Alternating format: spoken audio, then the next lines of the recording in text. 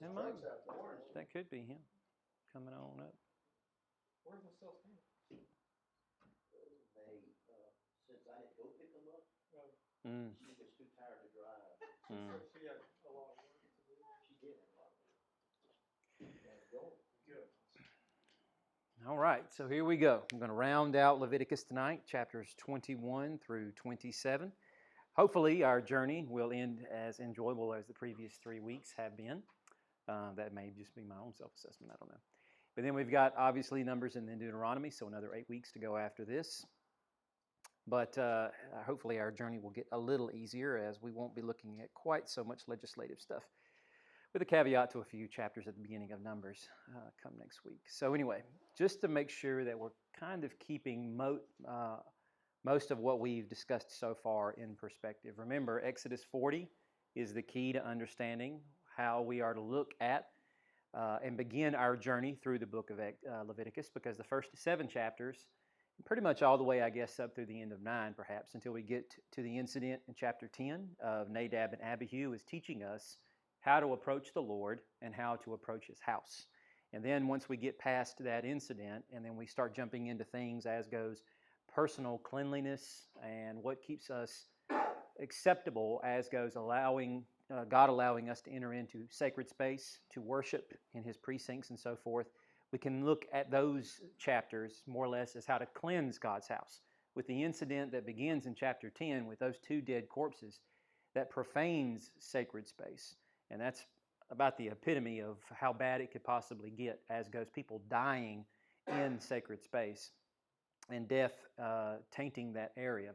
And that now those bodies have to be taken out of there. We shift our focus into what exactly a person can do to cause them to not be acceptable and allowed into God's presence, and what needs to be done to expiate that type of sin, with the understanding that we're crescendoing at chapter 16. And with that, we have the Day of Atonement and what is done to cleanse sacred space, atone for it, and make sure that the sins that have not been taken into account through any individual's effort, as goes sin offering and whatnot, again, that's for unintentional sin as well, that's taken care of to make sure that sacred space is kept clean, pure, and God is not only happy, but invited to meet with His people, because that is the goal of the covenant, as we will discuss tonight. And so we're not actually introduced into another crisis moment. I think our last 3 weeks have kind of been predicated somewhat upon those events of Exodus 40, and then looking through the first 10 chapters, how are we going to get into sacred space, and stacking up all those offerings on top of each other, seeing the installation of the newly consecrated Adam figure. Then we have the crisis moment of Nadab and Abihu. How will we clean sacred space? And then with that, how will we maintain this position of God finding us acceptable? And of course, how do we maintain the sacredness, I guess, and holiness of sacred space? And we are continuing on that spectrum with respect to what we're viewing tonight. All right, so look with me to chapter 21, verses 1 through 15. The Lord says to Moses, "Speak to Aaron's sons, the priest, and tell them, a priest is not to make himself ceremonially unclean for a dead person among his relatives, except for his immediate family, his mother, father, son, daughter, or brother. He may make himself unclean for his unmarried virgin sister in his immediate family. He is not to make himself unclean for those related to him by marriage, and so defile himself. Priests may not make bald spots on their heads, shave the edge of their beards, or make gashes on their bodies. They are to be holy to their God and not profane the name of their God. For they present the food offerings to the Lord, the food of their God, and they must be holy. They are not to marry a woman defiled by prostitution. They are not to marry one divorced by her husband, for the priest is holy to his God. You are to consider him holy, since he presents the food offerings for your God. He will be holy to you, because I, the Lord who sets you apart, am holy. If a priest's daughter defiles herself by promiscuity, she defiles her father. She must be burned to death. The priest who is highest among his brothers, obviously that's the high priest, who has had the anointing oil poured on his head and has been ordained to wear the clothes, that being the sacred garments that Aaron gets to wear, must not dishevel his hair or tear his clothes. He must not go near any dead person or make himself unclean, even for his father or mother. He must not leave the sanctuary, or he will desecrate the sanctuary of his God. for the consecration of the anointing oil of his God is on him. I am the Lord. He is to marry a woman who is a virgin. He is not to marry a widow, a divorced woman, or one defiled by prostitution. He is to marry a virgin from his own people, so that he does not corrupt his bloodline among his people. For I am the Lord who sets him apart. Obviously, if we were to look at this at face value, and certainly if we are outside the box that is the Christian faith, even within the Christian faith, we can see this as being a little bit somewhat discomforting and certainly arousing some measure of curiosity and a plethora of questions, as goes, why exactly God is taking the position that he is. But divorced from Christian faith, this certainly paints the picture that God is in some way bigoted, or give it a list of negative adjectives that you might want to use to describe God's looking down in a condescending way on people who are either deformed and do not get the chance to serve as part of the priesthood, or because of certain circumstances, i.e. divorce or whatever the case might be, this now disqualifies them. And why is that the case? What are we supposed to make of all of this? Remember, the construct that we have in mind is that this is God's sacred mountain. This is what the tabernacle itself is supposed to be representing. You know, we're going to draw that there to represent the outer courtyard and so forth, and this is the epitome of where everybody is attempting to try to get into, and the only person who really gets to go there is the high priest. Everybody is represented by him, and by virtue of the hierarchy of priests, the concept is who gets to go in and how far. And everyone who gets the chance to go into God's presence has to be as close to whole as possible. It wouldn't be right nor appropriate to use the term perfect, partly because of the way that we would connote such a term, the baggage that we bring onto it, because nobody can possibly be perfect, either morally or physically. And of course, in this pre-scientific time period, it's not about being blemishless the way that you and I might think of, as goes genetic superiority. But what is supposed to be pictured by every one of these sanctions here is the idea that the person who approaches God and gets the closest to God, both physically and externally, relationally, is supposed to be as close to whole as possible. Now, what will we define as whole? The Genesis 1 through 2 prologue. And in that, we find man, bless you, plus woman equals one flesh. Man was created perfect, so the idea is behind all of this, man here is not supposed to have any sort of blemish or mum in Hebrew that might externally appear as though he might be less than holy. And we went through a lot of this legislation already with respect to skin diseases and various other things, bodily discharges. We haven't necessarily touched on some of these things as goes physical defects, but we will here in just a second. But first and foremost, what we're trying to capture here is the idea of the maintenance of cultic holiness. Now remember, holiness is not righteousness. These two are not synonymous. It's different. It's the idea of being set apart, and certainly the high priest is set apart above even the priests, and certainly above every one of the lay Israelites that are out there. So he gets the chance to go into the innermost precinct of the tabernacle, later temple, because he gets the chance to stand the closest into God's presence. He is the one that has to be the most free from any sort of physical defect or problem within his own one flesh relationship with his wife. Hence the reason she has to be from Levite stock, she has to be virginal, and he can't even do what other priests can do, as goes maybe marrying outside of the clan, or perhaps marrying a woman who has been widowed and whatnot. It's got to be completely pure. All right? So, looking simply at priests, though, priests cannot make themselves unclean for the dead except for members of the She'ar relationship. Remember the She'ar relationship, there's 6 total: parents, siblings, children. Any of those people die, they get the chance to go out and mourn them. Extended family members, they don't get that chance. The asterisk there represents the fact that the high priest can't even do that. Now, of course, I think there probably is a question floating around somewhere in the back of our mind. Are we supposed to maintain this idea that the high priest never leaves the tabernacle? There's never a reason for him to take off the sacred garments? Does he never, once he gets installed into that office, get the chance to actually go outside the tabernacle, go outside the temple, and enjoy just everyday life? When is he expected to be wearing those garments?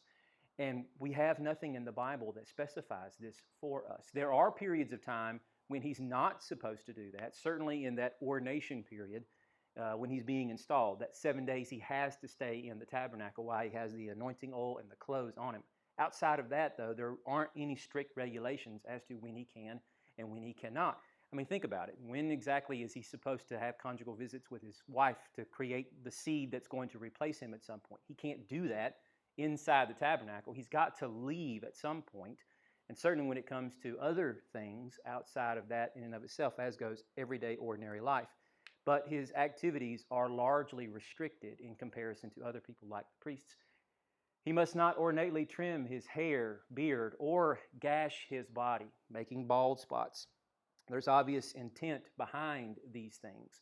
What exactly this speaks to is a little bit difficult for us to understand or know entirely because the Bible is not specific on this.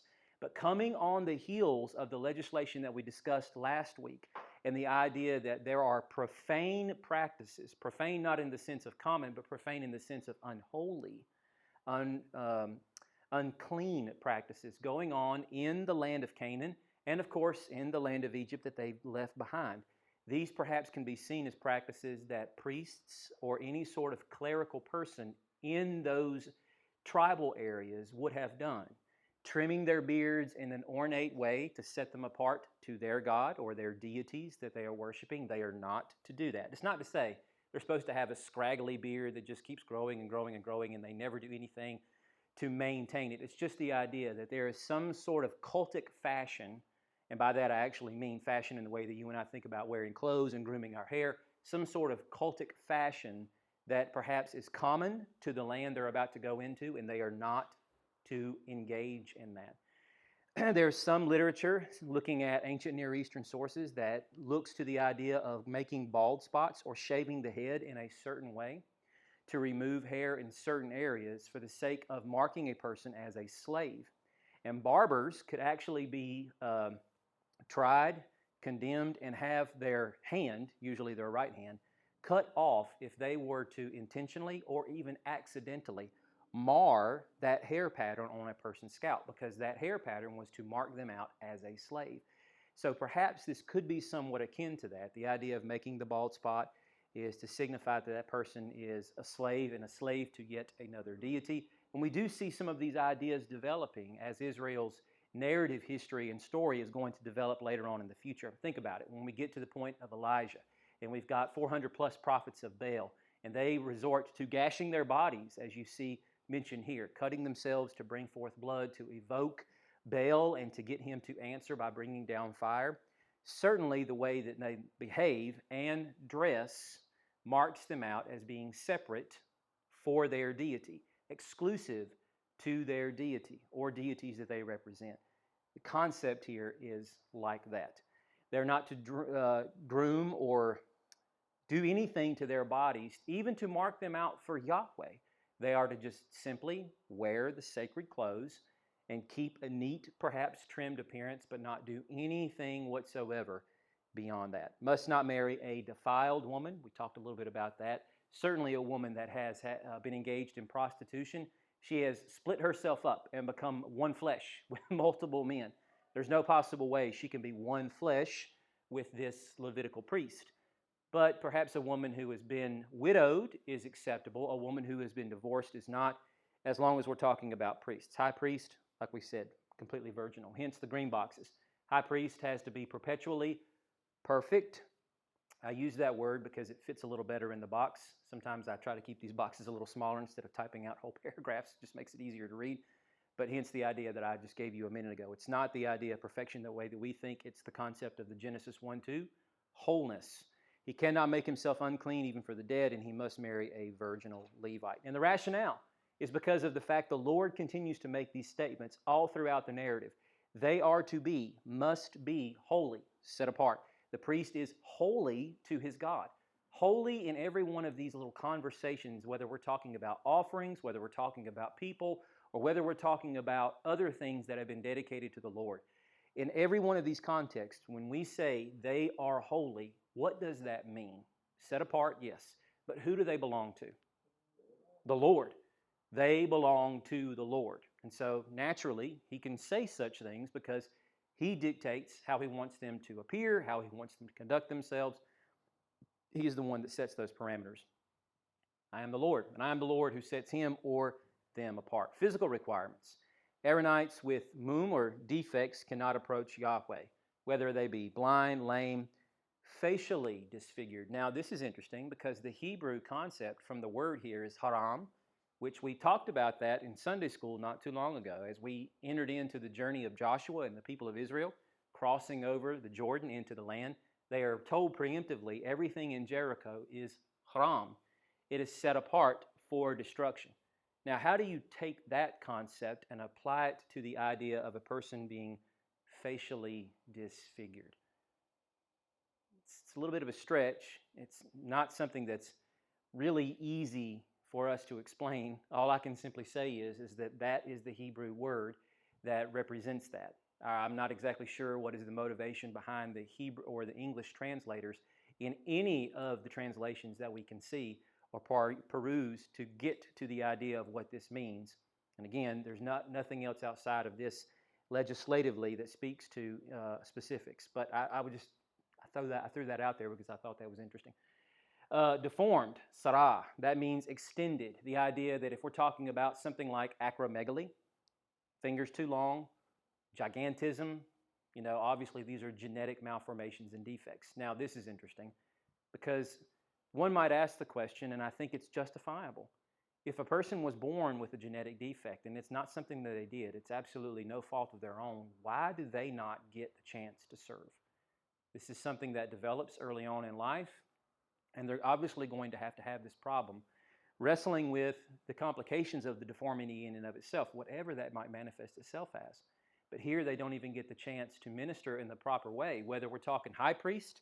So you have the chance of a lifetime because you are the eldest son of the high priest, and you're obviously the one experiencing the right of progenitor. And you're going to rise to the position, except for the fact you've been disqualified by virtue of something like this. Or even if you are just a priest, you still do not get to serve.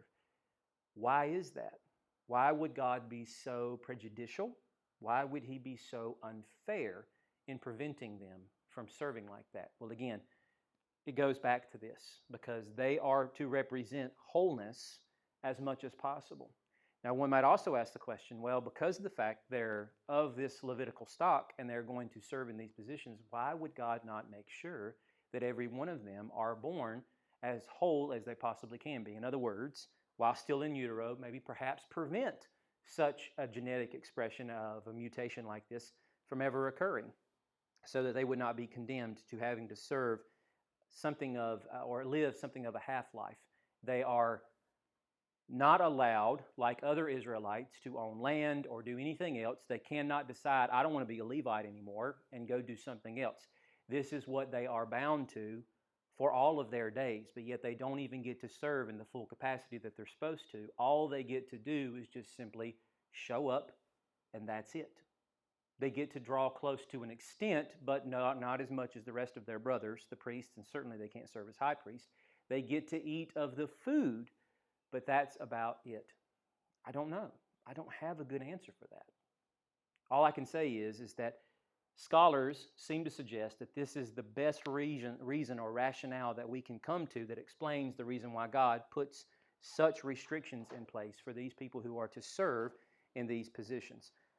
Broken foot or hand, so this could be something that's acquired. It doesn't have to be simply like a withered up hand because of palsy and they're born with that, or developed shortly after birth, or something like a club foot. It can happen because of an accident, and if a person can no longer use the hand the way they're supposed to, they do not get to continue to serve in that capacity. They are now restricted from the priesthood.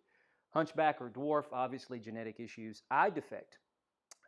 The Hebrew word there, tebulul, is to suggest the idea that the eye is confused, which some in literature that goes on to explain this, we're talking rabbinical customs and whatnot, suggests the idea of acquired eye diseases, cataracts, glaucoma, things that we obviously understand in a more scientific and medical era.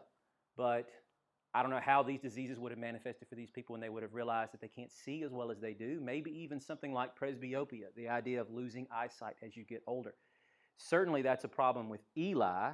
When he is serving as high priest, he is nearly blind by the time of his death. He's not supposed to be. Of the many other things that he's doing and is said about him, he is not supposed to be serving as high priest anymore. He's technically disqualified, should be stepping out of that position, but he's not. Now, there might be good practical reasons for this too. Think about it. If you cannot tell the difference because you are the one who is solely responsible, when somebody waltzes up their bull, brings their lamb, and you have to visually inspect and make sure this thing has no mum, no defect, but it is tamim, it is blemishless and acceptable for sacrifice, but you can't do that because you have to really even rub your hand over the animal to tell the difference as to whether or not it's a goat or a lamb. You really probably shouldn't be doing this job anymore. You know, it's like a surgeon trying to take out someone's heart and put a new one in when you're having to use high prescription lenses just to be able to make the difference between the great vessels that come or take blood to the heart and leave the heart so you don't hook everything up wrong, right? Or cut something that you shouldn't. Festering eczema or scab. And so again, this kind of covers an array of skin diseases, but the idea, the same thing with respect to the concept of a person who has a long-standing skin condition, they are less than whole. Their flesh is not whole, and by virtue of that, until that is resolved, they cannot serve. A eunuch. Now, the idea here is that this person's testicles has been mutilated in some way. Either they have been crushed because of an accident, maybe even something else like a problem with cryptorchidism. One or both testicles do not descend the way they're supposed to in the final weeks of in utero development before the child is born. And so inspected upon birth, if that is a problem, then certainly they are disqualified from the priesthood. Or if something else develops, an acquired problem over the course of their life, they do not get the chance to serve. But the one benevolent thing that they do get is the fact they still can participate in even the holiest of food offerings that are given. And so God is not a heartless wretch in that, by no means. He is just preventing them from serving because His holiness will break out against them. They are less than whole. They represent the people before God in the way that Adam was supposed to in the Genesis 1-2 prologue. Does this make sense? If anything, does it help clear up maybe some of the questions you might have had if you ever had any questions about this particular text, and why is it that these things are the way they are? You think that it could be because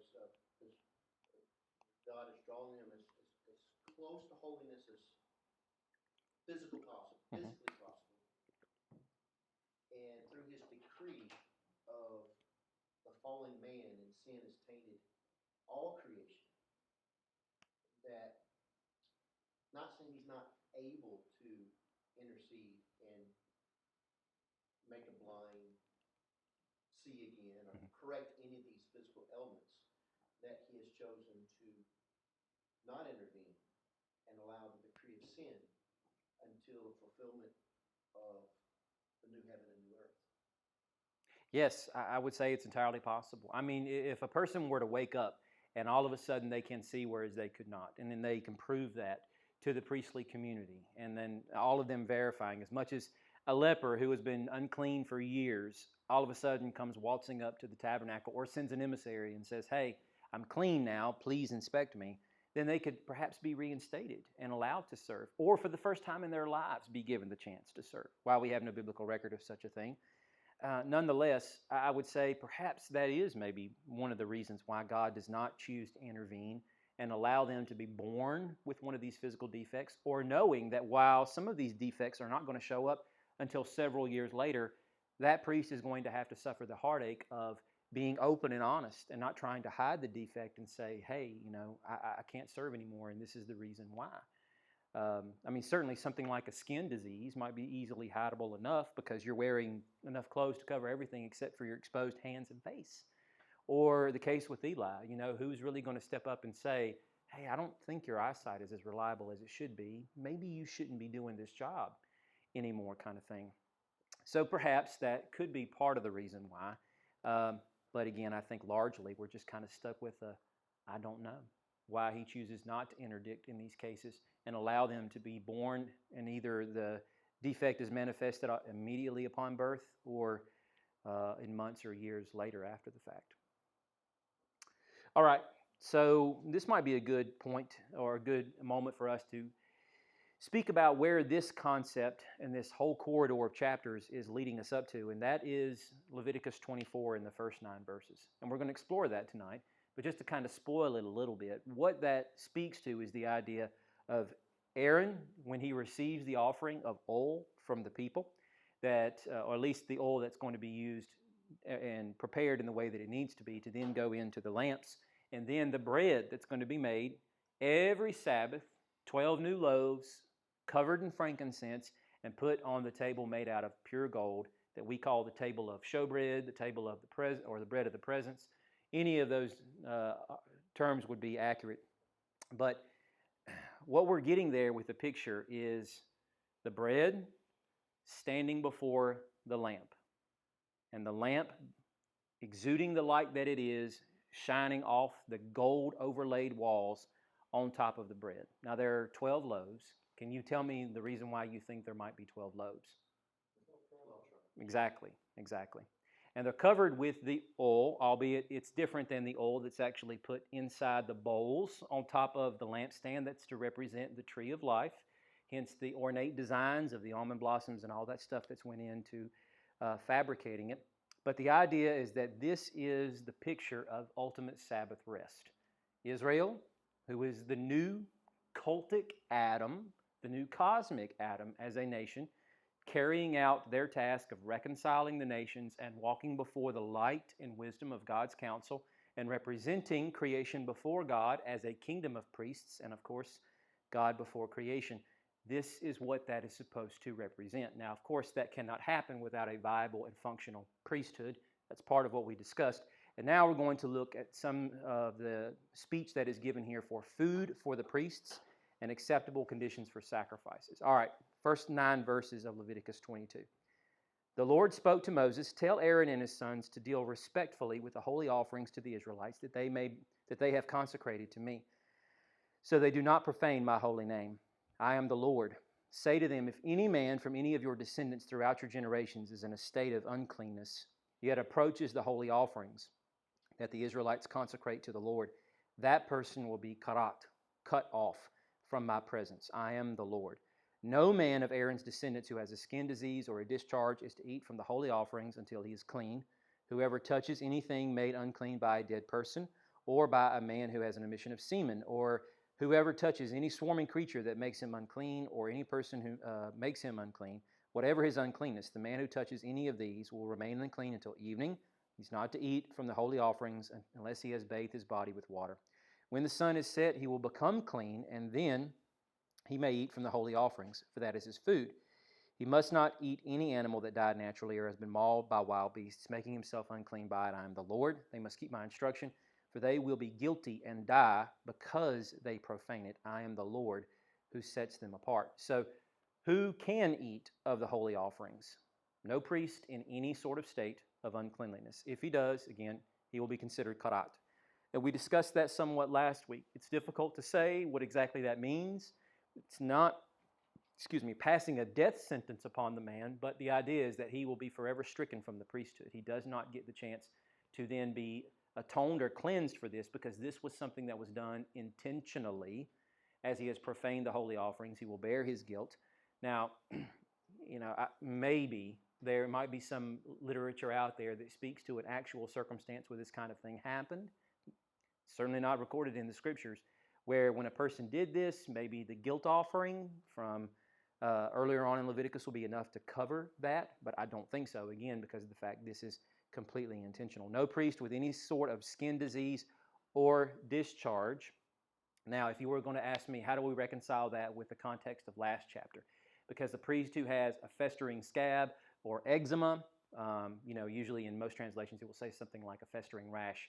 How is it that the presumption is there in that chapter that while in that state, they do get to continue to eat of the holy offerings, but here is presenting the idea that they do not. If they were to approach these holy offerings and consume them, they are to be considered karat. I cannot really reconcile that for you. I cannot tell you how this pans out in ordinary day-to-day life. I mean, even for Jews now, this is completely irrelevant. And why do you think that might be?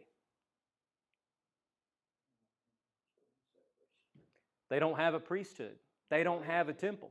And so without these, I mean, almost a complete third of the Torah itself is stricken to the realm of irrelevancy, because without that, you cannot in any way, shape, or form viably observe these laws. And so some of these things, like the overarching theme of the Day of Atonement, even organizations like Jews for Jesus still adopt this mindset, because for the last 2,000 years, it has been predominant.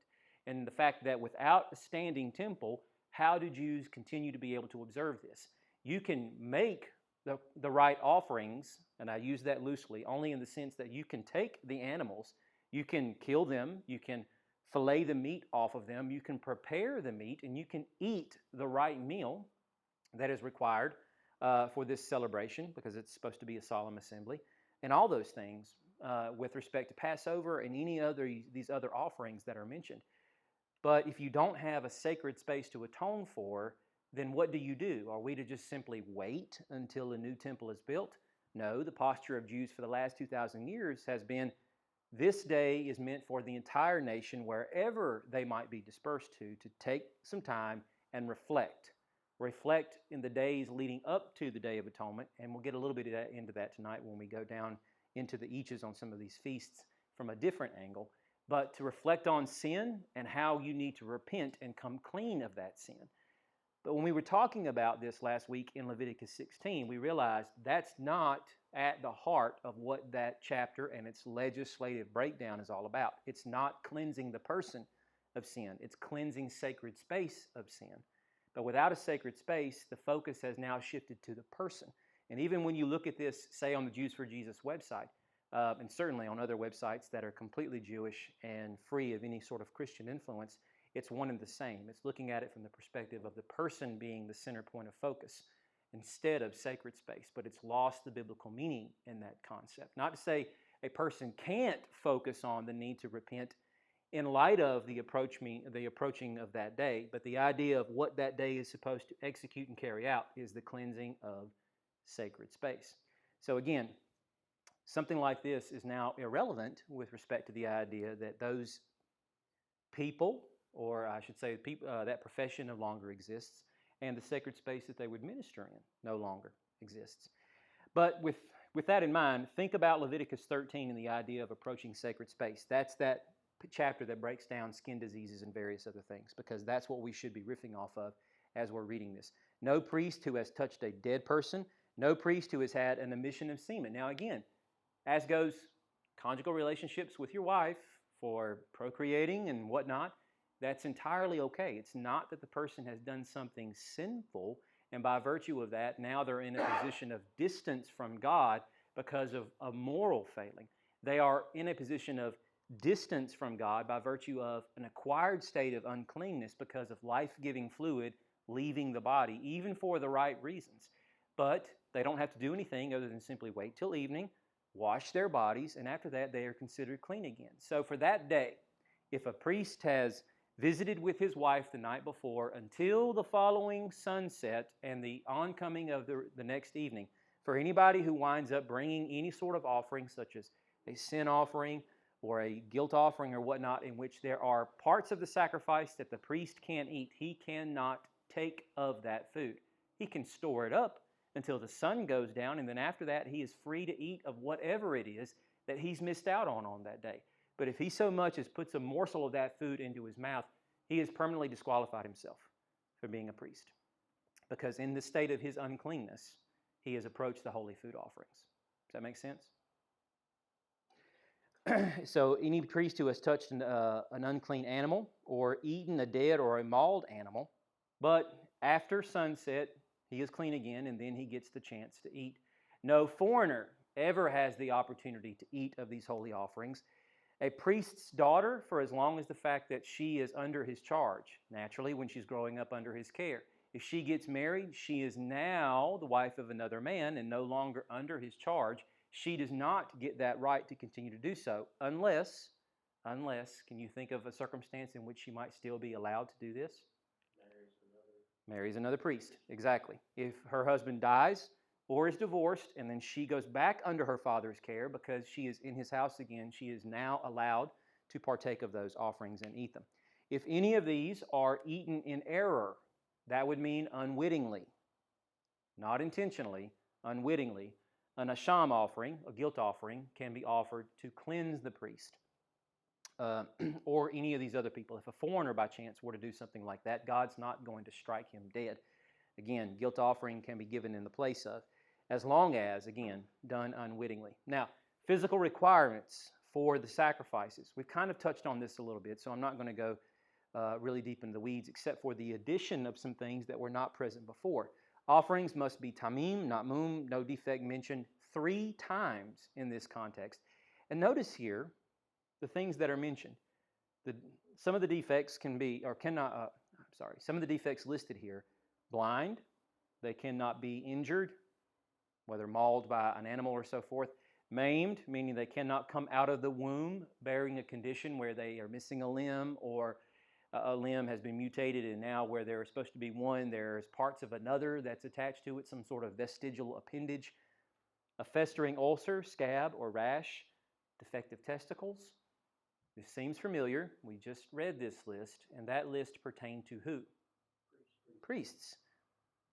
So when you stop and think about it, if you juxtapose these 2 lists beside each other and you tease out the commonalities, physical requirements of priests who cannot serve, or I should say physical requirements of priests and the list of those that would disqualify a person from serving, and then the physical qualifications that are required for all offerings and the list of those things that makes an animal disqualified, why do you see the commonality between the 2? What is the point of putting these lists so close together like this? Both move into holiness. Exactly. Because what we're seeing here is that the offerer comes up and they bring their animal to the gates of the tabernacle. That's as far in as they get to go. They are laying their hand on the head of many of these sacrifices, and we talked about that in chapters 1 through 7 and what that means. It's seemingly not a transference of sin. It's an identification with the animal, who is the blemishless one, who by virtue of the fact both of them share the breath of life, now the animal is going to go further into sacred space and ascend the mountain of the Lord, and with that carry the essence of the worshiper who is identified with them as far as they can go as the offering ascends in the smoke. Who is the one that assists them with the offering and does all the main important stuff? It's the priest. And the priest has to be the picture of wholeness, cannot have any of these issues. And so both the priest who is representing God, who is touching the sacred portions of this and laying it out on the altar, which also is the conduit to God by which the worshiper, through the animal, is going to ascend through the smoke to God. It creates the picture where both the offerer, as goes the priest, assisting the person who is cutting up the animal, the person who actually brought it, the worshiper. The offerer and the offering itself are supposed to share in this concept of holiness and wholeness. I think that perhaps makes the best use of the text itself. And again, we see as part of the rationale as the Lord has interspersed these statements all throughout so that they do not profane my name. The priests must not profane the holy offerings. I am the Lord who sets them apart, and on and on. So does that make sense of this chapter and what this means? Any questions so far? Okay, we'll keep moving. So if that was a little boring for you, I can understand why. We've kind of touched on some of that material. It's a little dry. It's hard to kind of talk about it in a way that's relevant and makes sense to us. But in light of the greater context of what we've been discussing these previous 3 weeks, I think it fits in well if we look at it from that perspective. Now, this, I think, perhaps gets a little bit more interesting. I'm not going to read the whole context of Leviticus 23, just the first 3 verses and then verses 37 through 38. So the Lord spoke to Moses, "Speak to the Israelites, tell them, these are my appointed times, the times of the Lord that you will proclaim as sacred assemblies. Work may be done for 6 days, but on the 7th day there is to be a Sabbath of complete rest, a sacred assembly. You are not to do any work. It is a Sabbath to the Lord. wherever you live. I'll save 37 through 38 for after our little chat here. So the Sabbath. And the reason why I have the arrow going all the way down to the fact that it's a sacred assembly, a day of complete rest, and then coming back to the Sabbath is what I want you to see and understand, that while I don't have the space to include that under every one of these categories, is this is meant to be baked into the cake. Every single one of these feasts that you'll go through here has that listed. The very same formula that's set aside for the Sabbath. That on Passover, this is to be a time when you will call a sacred assembly. In previous texts that's already been listed out for some of these important festive days that the Lord has talked about, He has even used the phrase, it is to be a Sabbath of rest for you. Had a conversation one time with the Army chaplain that I was deployed with, and we were kind of breaking it down right around Easter as goes, just what day exactly was it that Jesus was crucified? Having a friendly conversation, but a part of that conversation was entertaining the idea of what is often referred to as a High Sabbath. It's not an actual biblical term that we see, but it's just the concept using literature outside of the Bible to kind of describe the moments when Sabbaths appear in any other context outside of Saturday. Because, you think about it, when you march out the calendar, some of these days are fixed dates on the calendar. They do not move year to year. They are on this day of this month.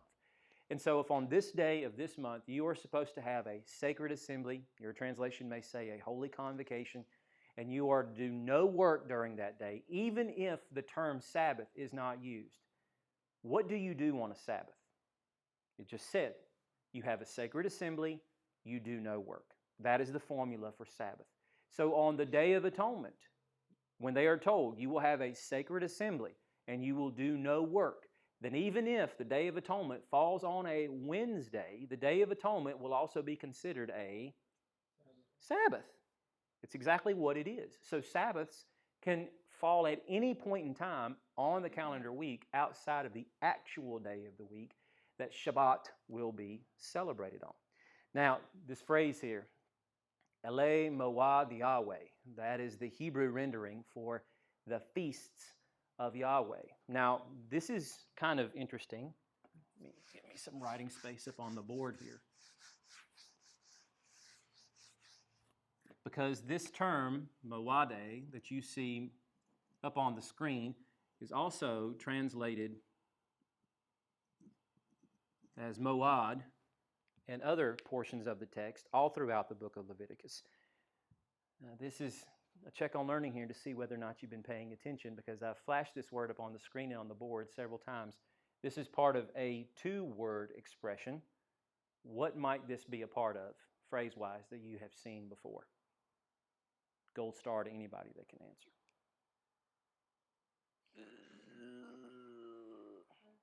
Well, I'll give you a little hint. If I attach this word to it, what does this mean?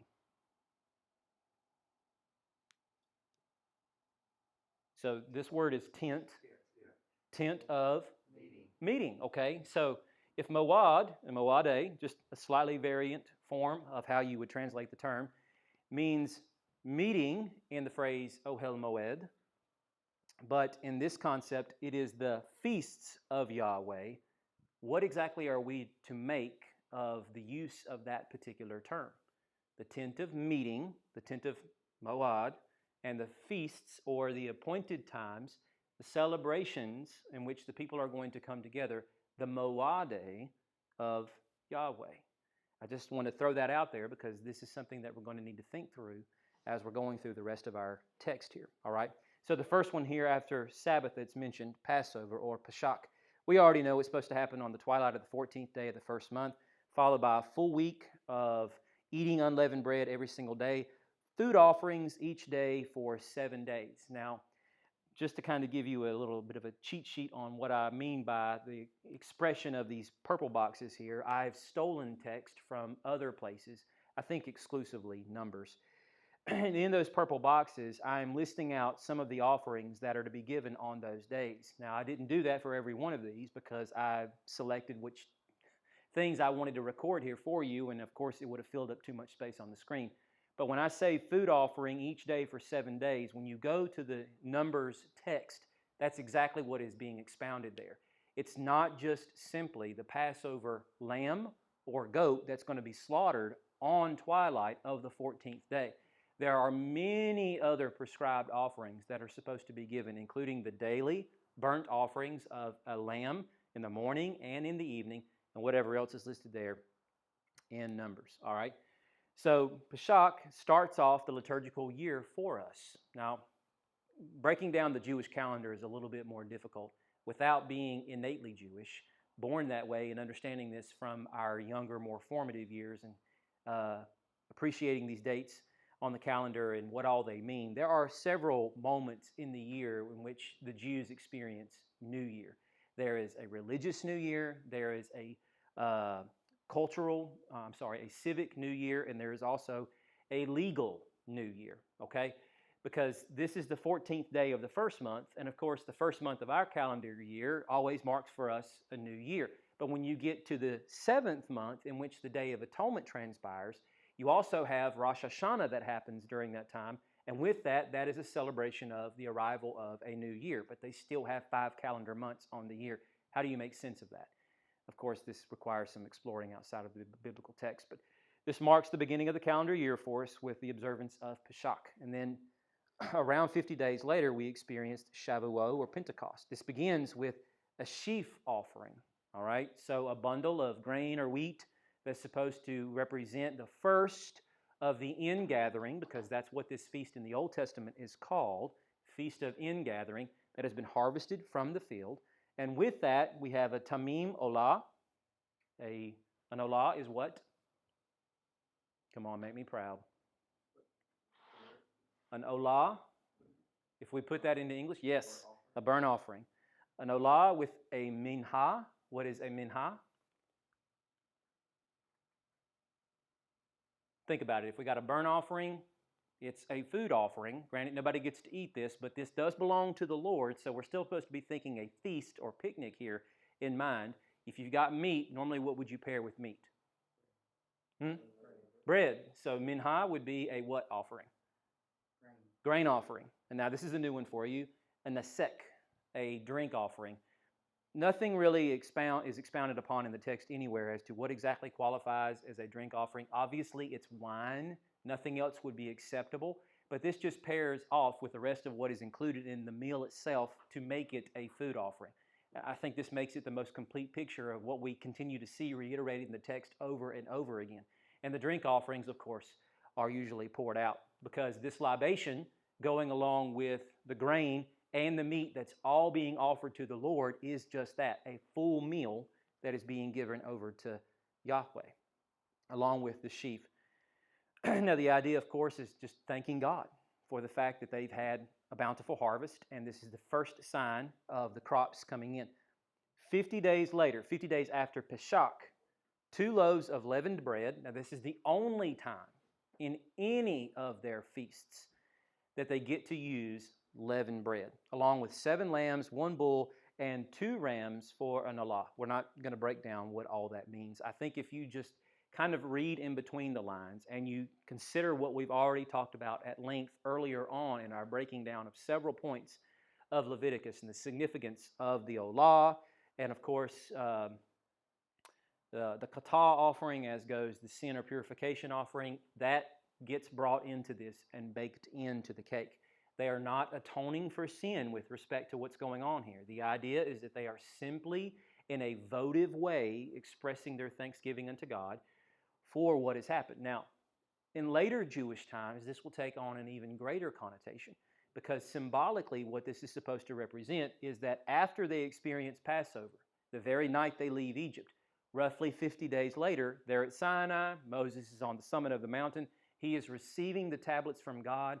He has gotten the Torah, and so they celebrate that along with that. So that's all wrapped up into the meaning of bringing offerings to thank God for what seems to be the sign of a pending bountiful harvest, and at the same time, God giving Torah to his people. A lot of symbolism there. A minha with a nasek and a male goat as a kata, and 2 lambs for a shalem. Now, the sheaf offering and these other offerings are offered somewhat separately. I don't have the time to go into that. I think that's worthy of exploration on your own time if you want to break that down. All right, now, what we can say, though, with respect to these two particular feasts, every year they're supposed to celebrate these things. Why is it important for every year them to start off the year by celebrating Passover? What does Passover symbolize?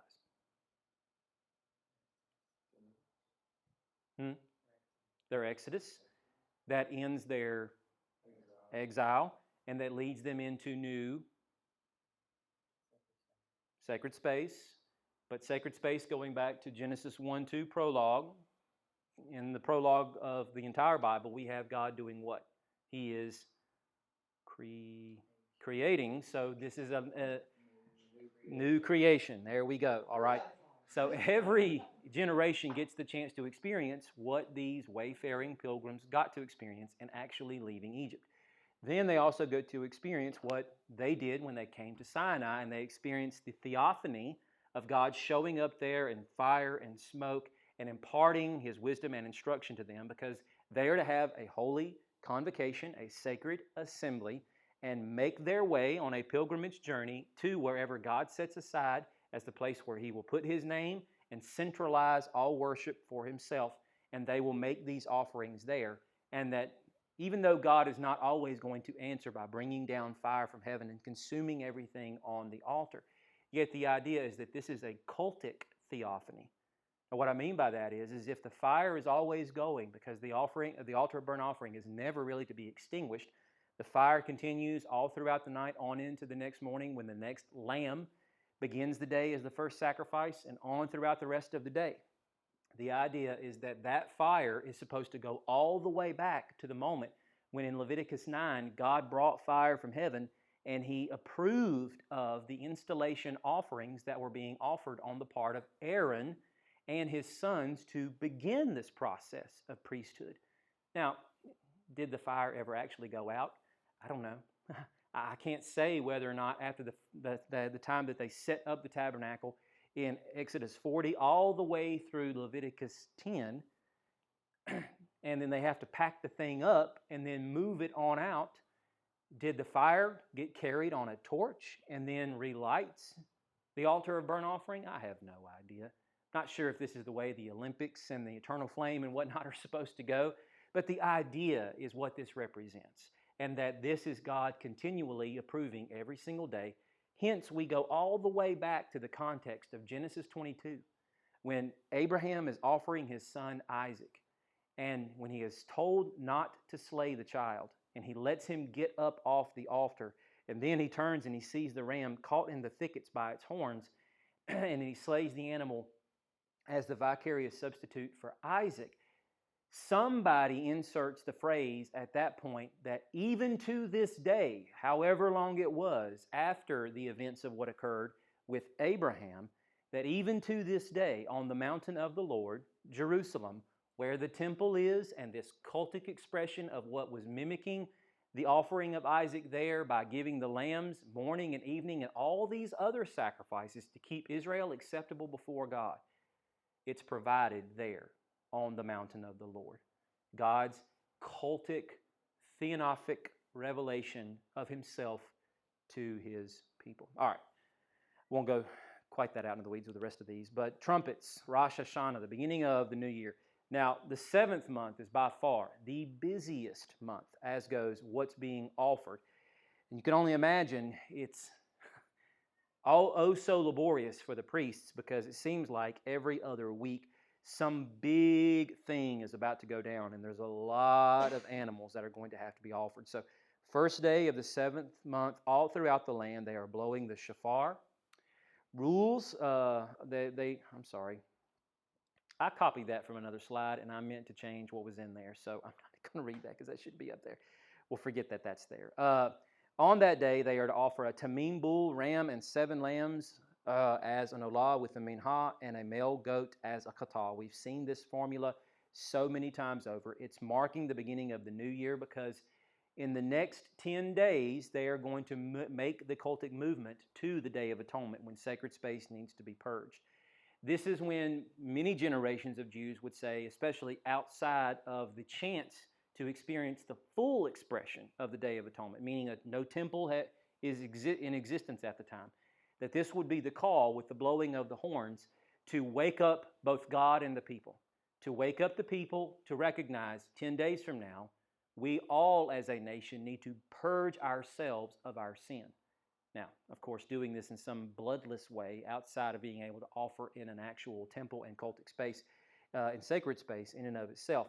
But even during the times when sacred space was available for them, still the idea is marking the calendar. We know 10 days from now, the Day of Atonement is going to occur. Sacred space will be purged. And with that, lots of celebration will transpire. And it's also waking up God to remember the covenant he has made with Abraham, Isaac, and Jacob, and the idea that he wants to dwell with his people. And by virtue of that, he will follow through with his end of the Day of Atonement bargain and purge sacred space. Then, 10 days later, we have the Day of Atonement, Yom Kippur. Blowing of the shofar has already happened. The priest will offer up the bull for the katah, the ram for the olah, the goats, as we discussed last week, and of course a ram for an olah. But on top of that, when you actually skip ahead, and we'll remind ourselves of this when we go to the book of Numbers in a couple of weeks from now when we actually make it upon this text, they offer also a tamim bull, a ram, 7 lambs as an olah with a minhah, and a goat offering as a katah. Now this is interesting. And this to me is where the concept of purgation of individual sin, if we're looking at that in the context of every one of these individual offerings where hands are being laid on the top of animals' heads, the rite of Samek is being utilized here. When you consider that last week we looked at the Day of Atonement pretty intensely, and we broke down what every one of those animals are supposed to be doing and why the particular selection of animals and whatnot.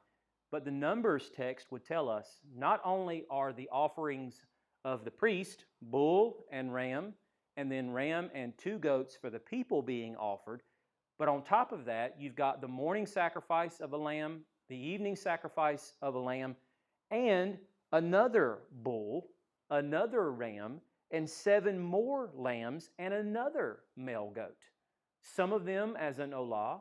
So there's already 1 burnt offering starting the day off as the lamb offered. Then the priest is going to offer up a burnt offering for himself. Then we have another bull, ram, and 7 lambs that will all be combined together as a burnt offering.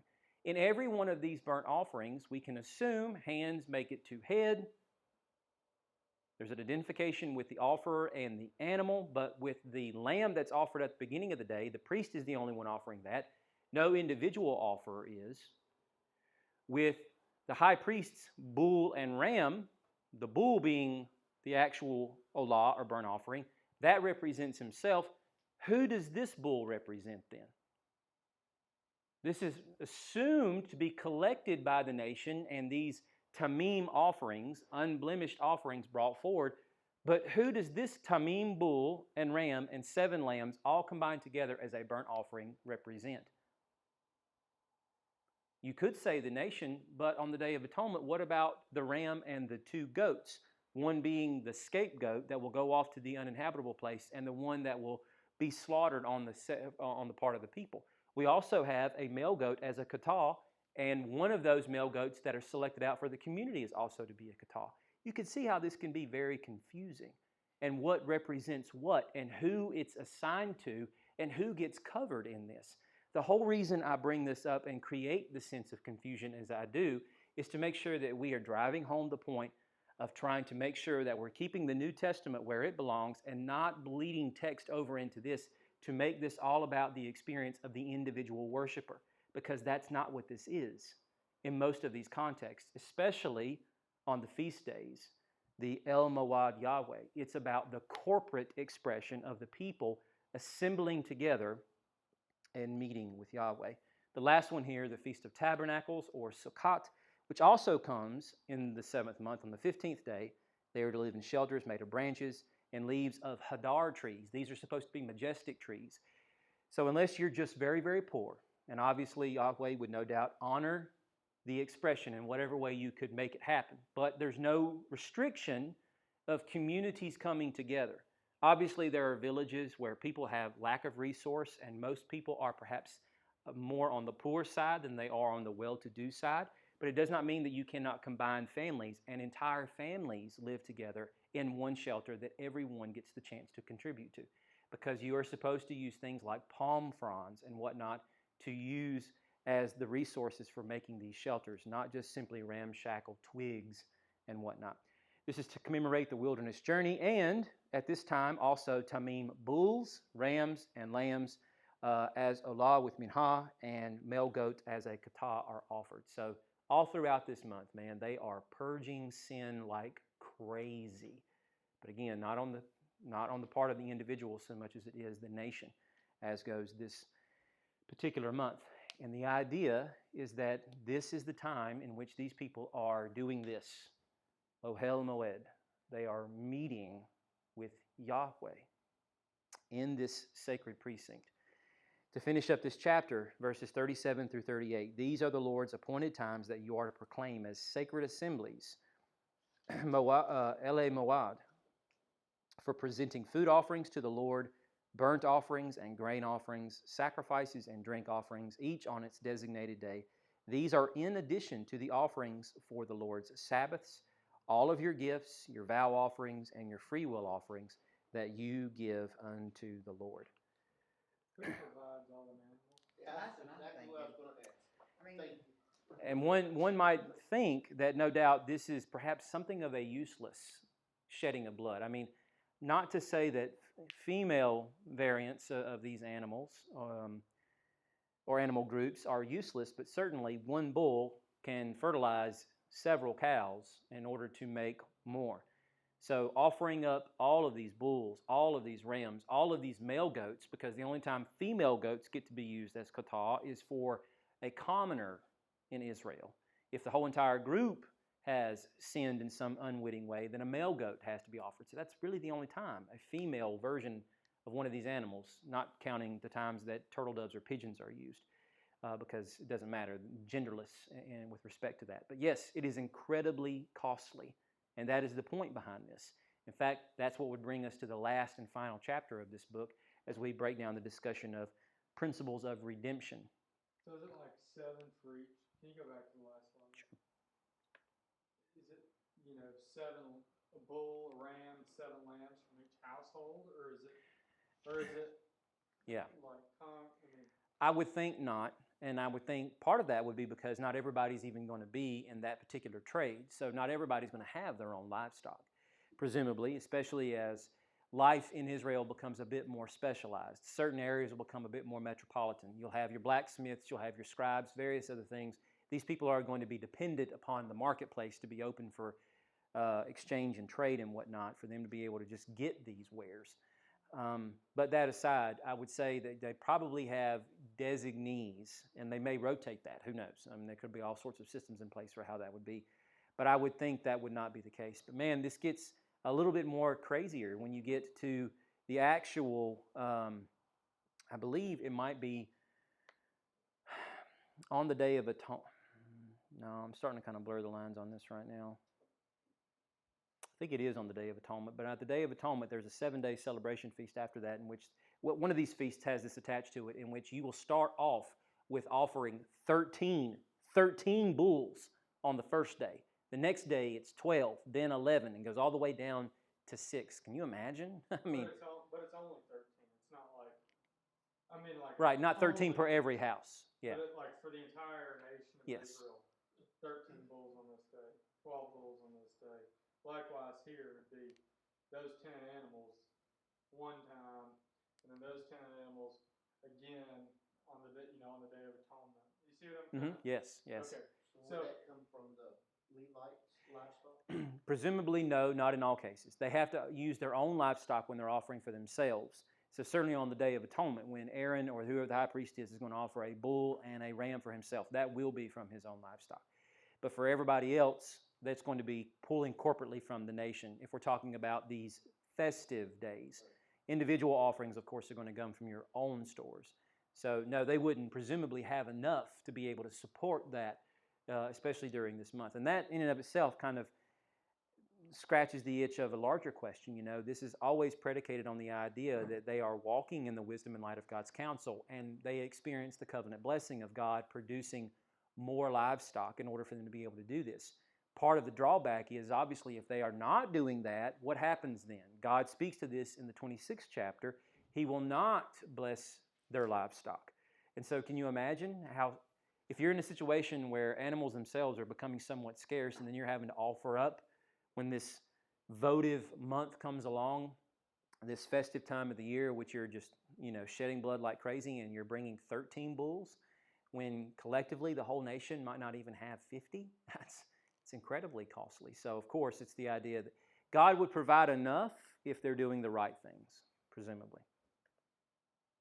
So, moving on with the idea of the Sabbath principle. This gets us to the 24th chapter. We're going to read the first 9 verses. The Lord spoke to Moses, "Command the Israelites to bring you pure oil from crushed olives for the light in order to keep the lamp burning regularly. Aaron is to tend it continually from evening until morning before the Lord outside the curtain of the testimony in the tent of meeting. This is a permanent statute throughout your generations. He must continually tend the lamps on the pure gold lampstand in the Lord's presence. Take fine flour, bake it into 12 loaves. Each loaf is to be made with 4 quarts.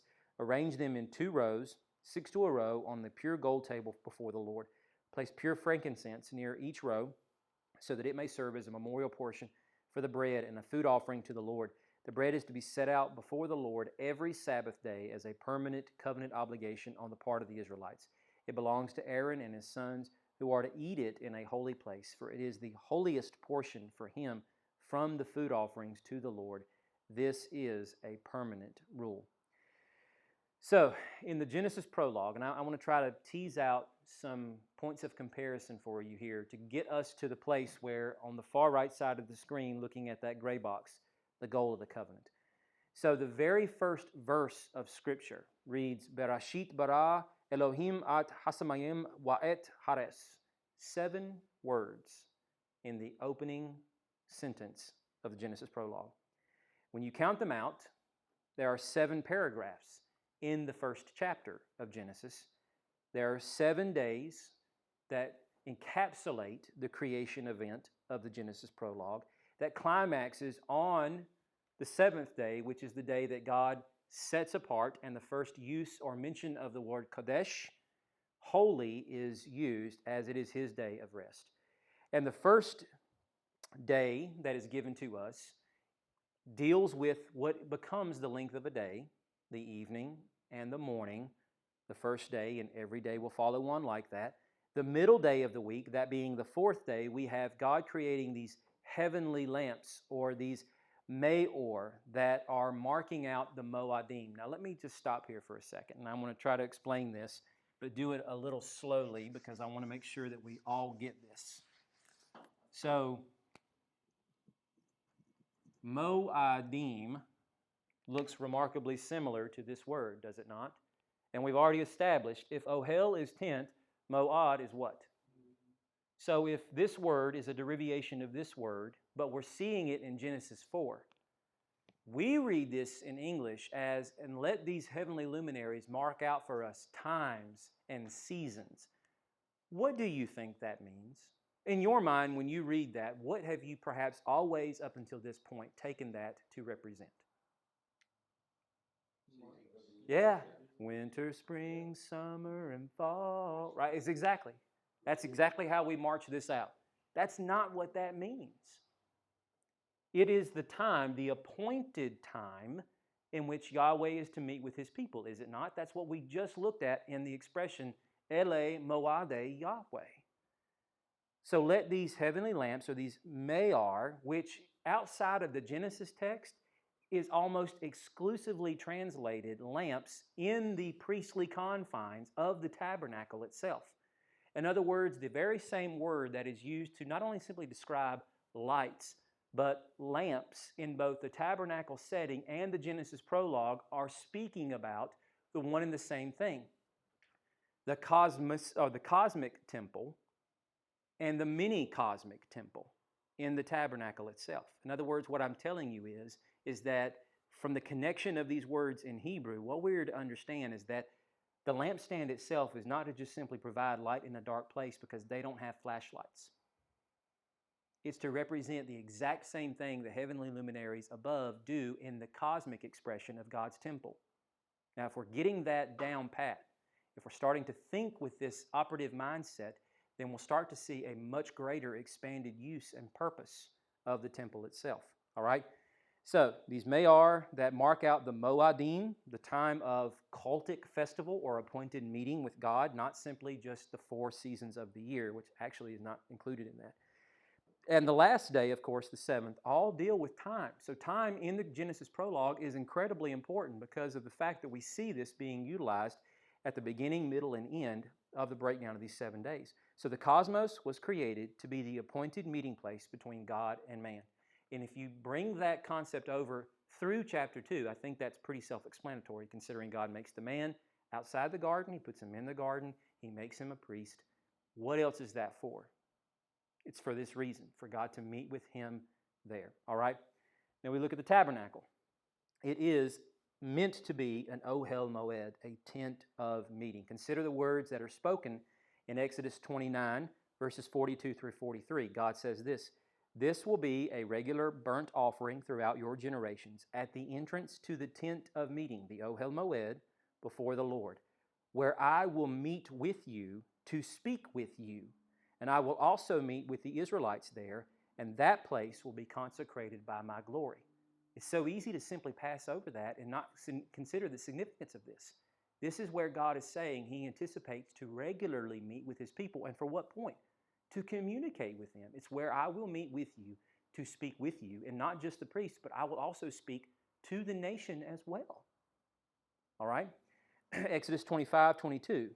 God says, "I will meet with you there above the lid between the 2 cherubim." So even in this more intimate setting on the Day of Atonement, when the high priest gets the chance to go back beyond the curtain, that's what that's meant for. But it's not simply for the sake of the high priest. He is representing the entire nation. Now, the Hebrew word yad, to know, is the root for the words edah, which means assembly. Now, we did not read the entirety of Leviticus 23, but as we were breaking down what that chapter meant, as we looked through the liturgical year, that's the idea. Every single one of these feasts, they stop, pause. God gives the same formula of the Shabbat over and again. You will call a sacred assembly, an edah, for the people to come together and to meet. And it also forms the root for the word moad, or the appointed place where God wants to meet. So consider that, if you will. From this word yad and its derivatives, both edah, which is assembly, and moad, which is appointed place, used in these above context, what we have is the designated people, Israel, and the designated place to meet with God. And the moadim give us the time in which we're going to do that, in which we just looked at that. On the days of Pesach, of Pentecost, man, I don't know why I'm forgetting that, of Rosh Hashanah, of Yom Kippur, and of Sukkat. At all of these points, these people are coming to meet with God and to experience his theophanic, cultic expression of himself, giving himself to his people to do one simple thing, to dwell with them. That's what he will go on to say in the latter part of this context, is to dwell with them. The goal of the covenant is Israel, the Adah, gathers around the sanctuary, the Ohel Moed, for the sacred assemblies, the Moadim. As much as you see in the Genesis prologue, the man, or the Adah, gathered in the garden, which is the Moad, for the appointed time, as is said in the context of the 4th day, with the heavenly luminaries being put in place for the Moadim. So the components of Genesis 1 through 2-3 are found in Leviticus 24, 1 through 9. Now, of course, when we read these verses, it's difficult for us to see that.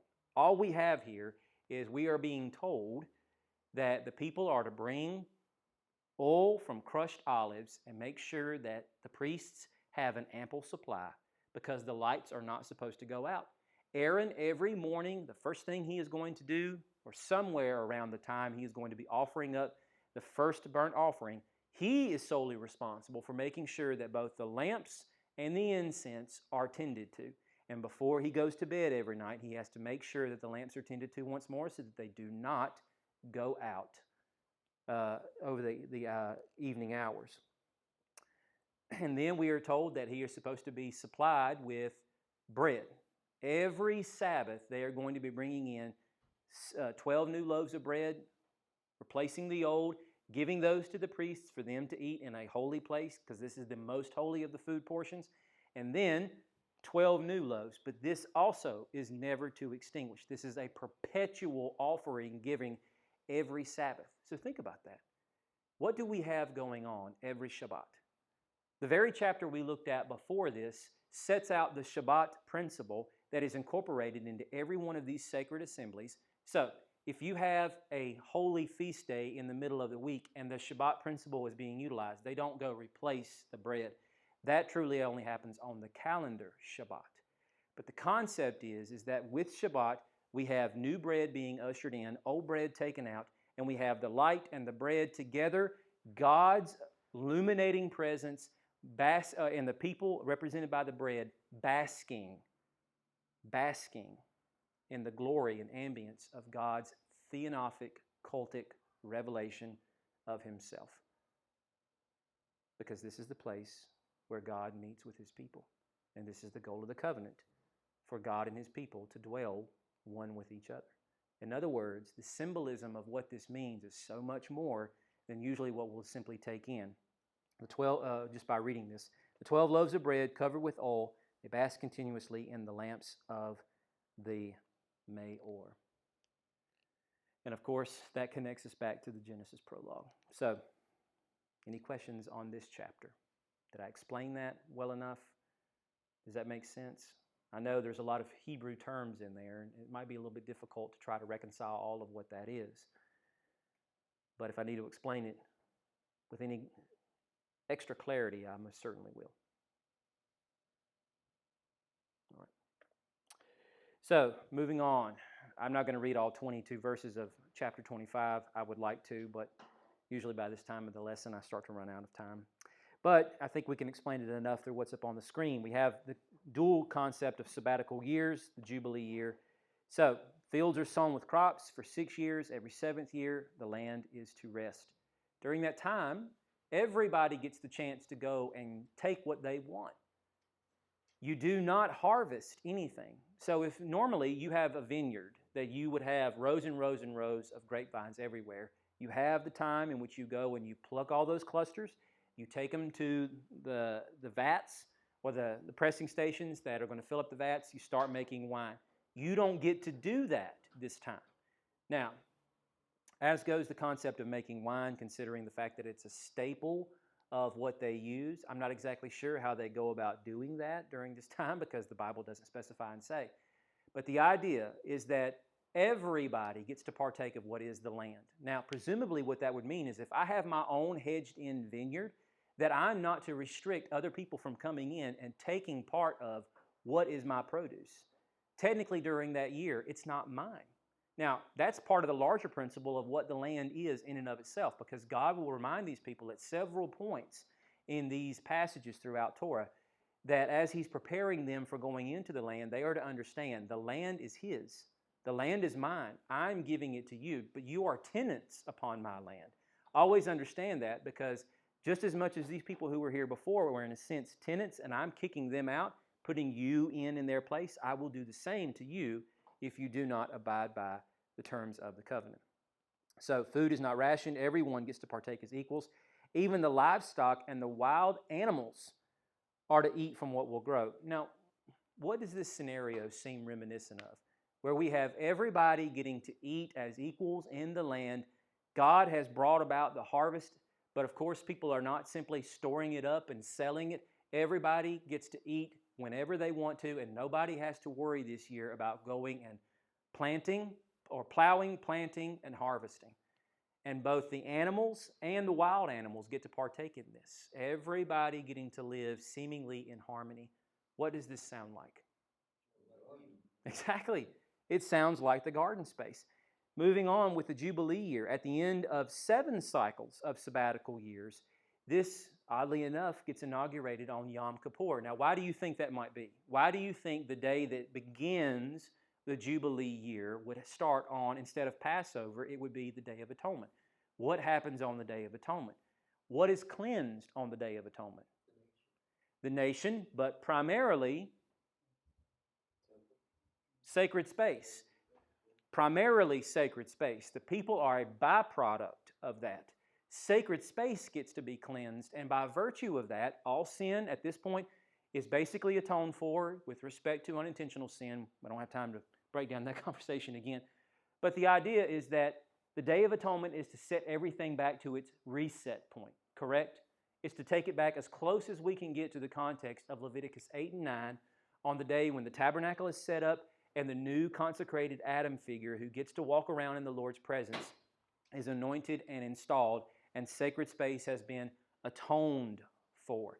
This day is to set that back to that. So if the sacred space and the land and the people have been set back to reset point, doesn't that seem like the most logical point to announce the day of and the year of freedom in which everything else is going to seemingly go back to its reset? Because look at this. Everyone returns to their land. Everyone returns to their own clan. Life with the previous year, a sabbatical year, like the previous year, a sabbatical year, the land is not sown or harvested. All land and slaves, primarily Hebrews, all land and slave purchases are to be made, calculated on the most recent or closest year of Jubilee. What does this scenario sound reminiscent of? Sabbath rest, exactly.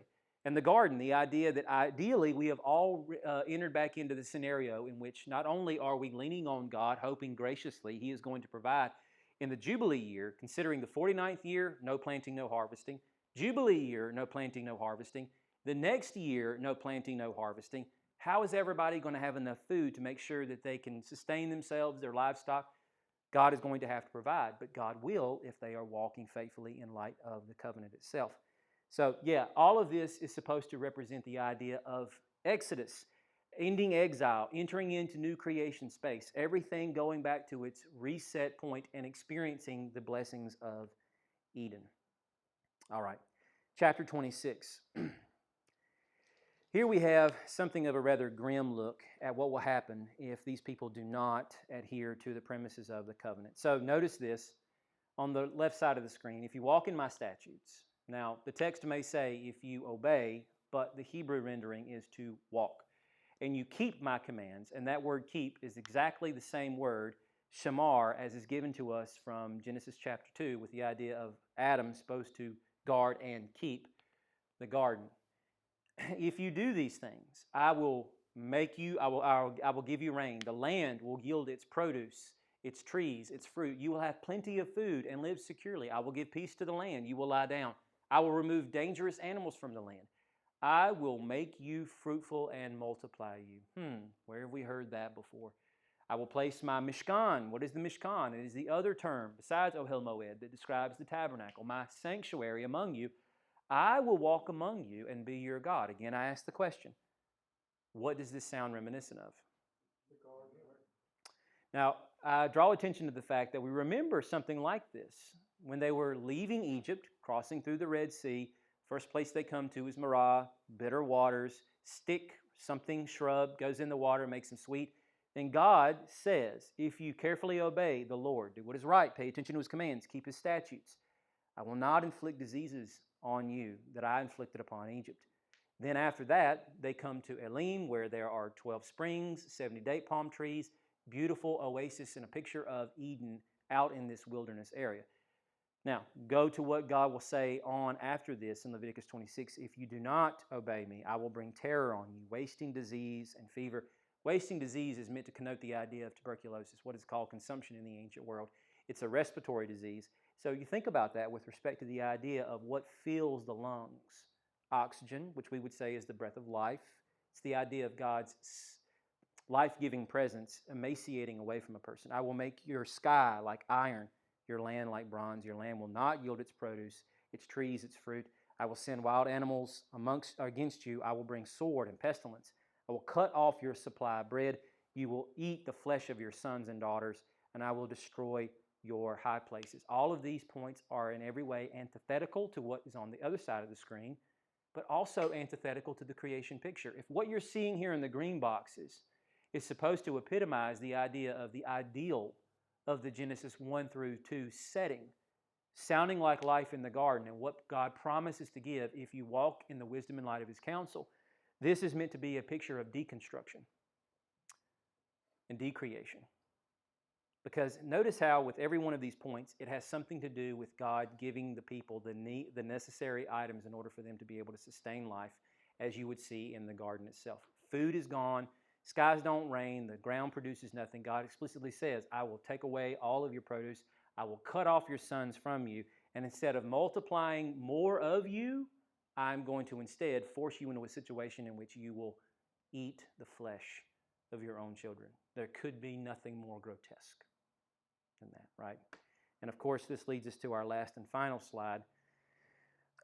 Thankfully, off the heels of something so horrible as the idea of what will happen if they choose not to honor God in the way that they have promised they would in the covenant, we have this breakdown of what is seemingly an odd chapter, because if you read anything from this chapter, it seems a little strange, as goes the idea of how any of these people are supposed to redeem anything that they would give to God. That's the idea, is if a person makes an offering to the Lord and they want to redeem that animal that they choose to give back, you really can't. But let's break this down.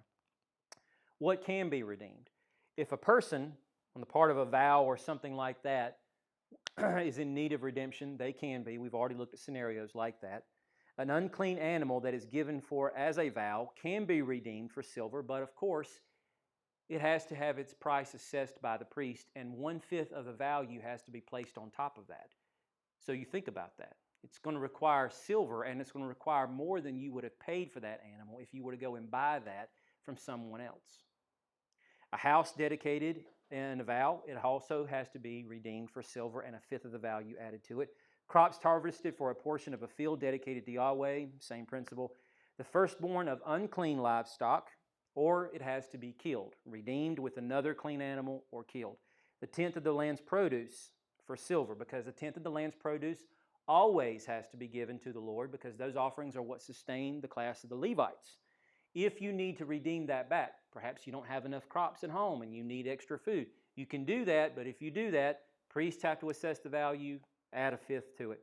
All acts of redemption are by either a percentage or 1/5 added to the value, which would hopefully help us all see that if one chooses to take something that was given to the Lord, either because He has already declared it so or a person dedicates it to Him, it's extremely costly. What cannot be redeemed under any circumstances, an animal given as an offering, because if a substitute is brought to get that animal back, both that animal that was originally given and its substitute becomes holy. We already classified that if it's holy, it belongs to who? So if the original animal is holy and now the substitute's holy, guess what you did? You gave one animal to sacrifice and now you're ponying up a second one. A field dedicated to Yahweh that is sold or not redeemed will default to the priest at Jubilee. So think about it. If I dedicate a field to the Lord and I sell it to someone else, if I do that, I have relinquished forever those land holdings. They will now go to some priest as part of the Levitical clan or tribe, and it will never be picked up by my family again. So if I'm going to dedicate it to Yahweh, it behooves me to make sure that I keep that property in my possession for as long as possible and not sell it under any possible circumstances if I want to pass it down to future generations. Firstborn of livestock of clean animals, because they belong to the Lord. Nothing that has been permanently set apart or dedicated to Yahweh, in every 10th animal from the herd, whether it's a good animal or a bad animal. So even deformed animals, they're not meant to be sacrificed. It's just the fact these are given over to the Lord. And if they're given to God, then who ultimately are they going to wind up going to? The priests, the Levites, they'll have them. And if a substitute is brought, then both the substitute and the original animal are considered holy and belong to the Lord, so you're just giving an extra animal. What is this last and final premise or point supposed to teach us as the overarching theme that helps us appreciate the entirety of what the scope of this book means? Considering everything that's happened here, when we break down the flow of blood from the opening verses of Leviticus 1, when a person wants to bring an Allah unto the Lord, let it be, so on and so on. That leads us ultimately to the idea of, on the Day of Atonement, considering an even greater sense of what that means, considering what we discussed tonight, that it's not just a handful of animals, but it's a plurality of animals, almost a small herd or flock, a bit of both actually, that's being brought to the Lord, and countless gallons of blood that is being shed every single day just to invite God's people into His presence to meet with Him. And considering the idea that in the Genesis 1 through 3 prologue, that's not what was supposed to happen. God did not require a single drop of blood in order for His image bearer to meet with Him in sacred space.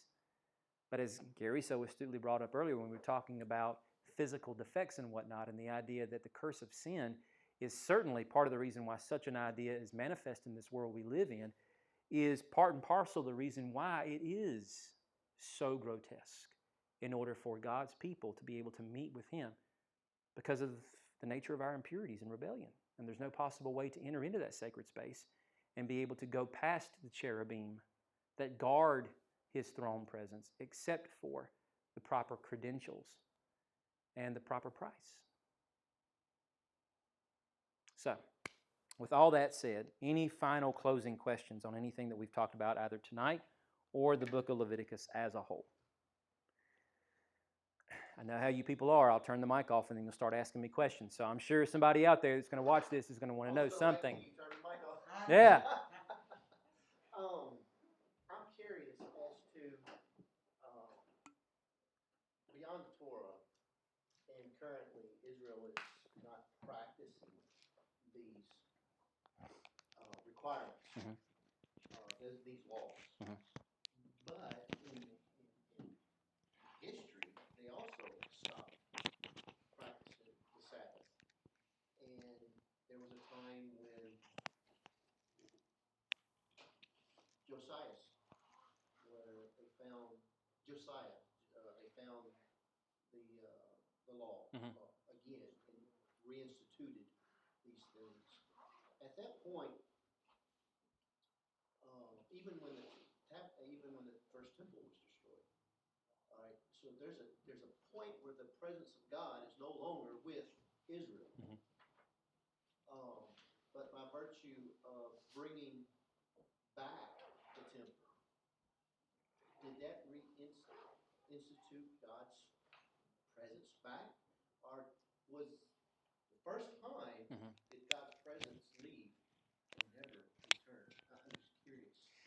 So to try to make a long and drawn out answer that would see us bounce all the way or everywhere from Ezekiel through Haggai and Zechariah and so forth, I'll try to sum it up in just a few minutes and say this.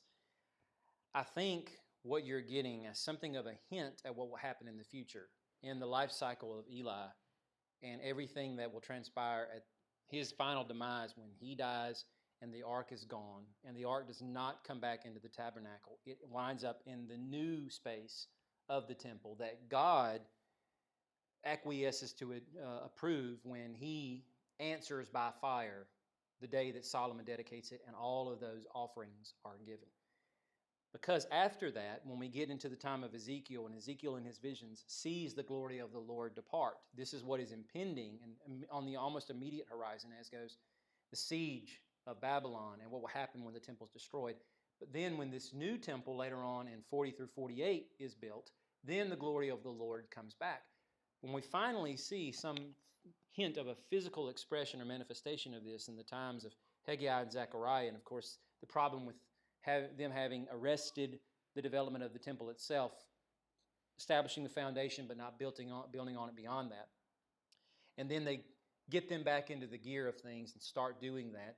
And yet the people who are alive to see the glory of Solomon's temple weeping out of sorrow that this one doesn't match that, but yet people also happy, the younger ones, that now we do have a sacred space to worship in again and we can express thanksgiving to God in the proper way.